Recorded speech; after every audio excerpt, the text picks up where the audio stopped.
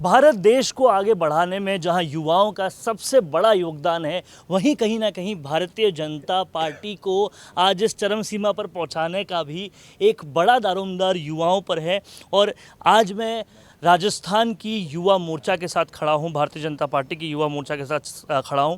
समझते हैं इस बात को कि पिछले चुनावों में और इस चुनाव की कैंपेन में क्या अंतर रहा और किस तरह से जान झोंकी युवाओं ने इस पूरे लोकसभा चुनाव के कैंपेन में, और वहां से ग्राउंड से क्या रियलिटी निकल कर आ रही है। मेरे साथ प्रदेशाध्यक्ष जी भी मौजूद है।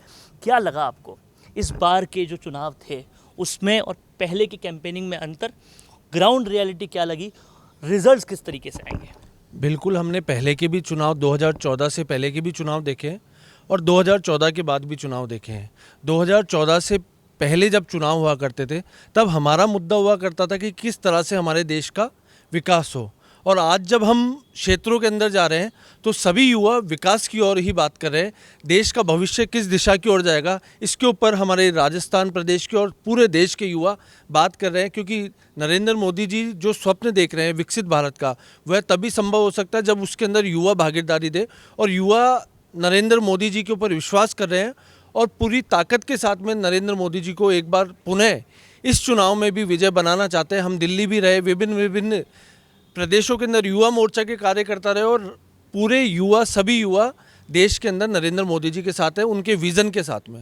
बात जब युवाओं की कर रहे हैं तो एक युवा की बात करनी ज़रूरी है, क्योंकि उस एक युवा ने कहीं ना कहीं लोकप्रियता तो बहुत अपनी तरफ की, वो रविंद्र सिंह भाटी रहे। तो क्या आपको लगा कि उस युवा से मुकाबला करने के लिए भारतीय जनता पार्टी के युवा मोर्चा किस तरफ काम किया, किस तरह से काम किया, और बाड़मेर के लिए आप क्या मानते? बिल्कुल, रविंद्र सिंह भाटी के लिए जब चुनाव चल रहे थे तो युवा मोर्चा के कार्यकर्ताओं ने भी युवा चौपाल, युवा सम्मेलन, ऐसे अनेकों कार्यक्रम आम जन के अंदर जाकर के, आम युवाओं में जाकर के, ग्राउंड के ऊपर जाकर के हम सब युवा मोर्चा के कार्यकर्ताओं ने किए। और आप देखेंगे जब रिजल्ट आएंगे तो भारतीय जनता पार्टी युवा मोर्चा की मेहनत आपको सामने नजर आएगी। बाड़मेर के लिए लोग कहते हैं कि भाई दो लोगों की लड़ाई में तीसरा को बाजी मिल गई। क्या आपको लगता है उम्मेदाराम और रविंद्र सिंह भाटी की लड़ाई में कहीं ना कहीं बाजी मार जाएंगे कैलाश चौधरी जी? आप देखेंगे जब रिजल्ट आएगा तो भारतीय जनता पार्टी ही का ही परचम आपको लहराता हुआ दिखाई देगा। युवा मोर्चा के अध्यक्ष के क्या नंबर्स हैं, क्या प्रेडिक्शन है, कितनी सीटें आप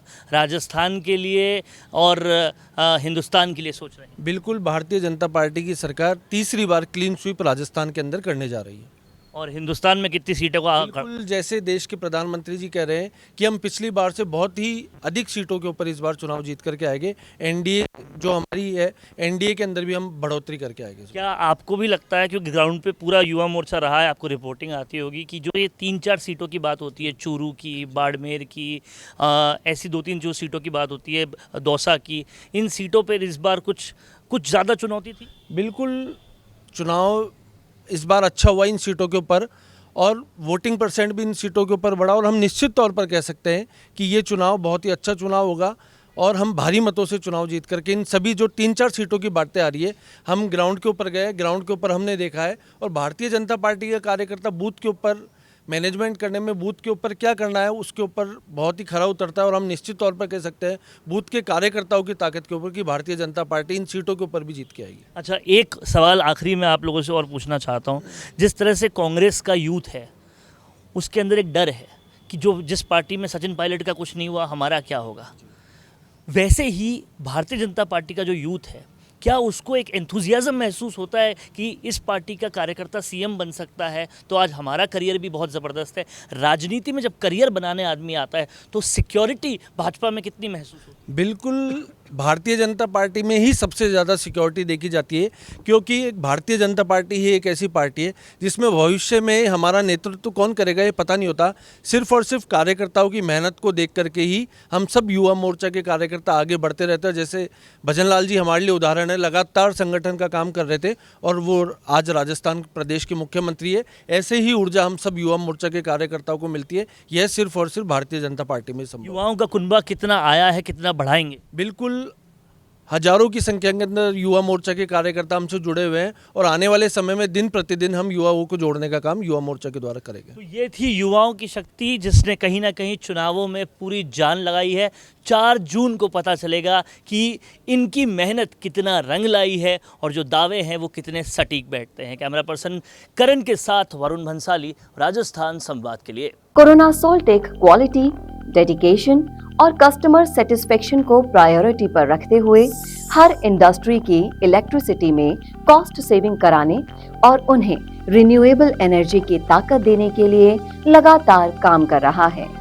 क्योंकि कोरोना सोल्टेक में हमारा मानना है कि देश के रिसोर्सेज को सस्टेनेबल बनाने के लिए जरूरी है कि हम सबका उसमें बड़ा कंट्रीब्यूशन हो।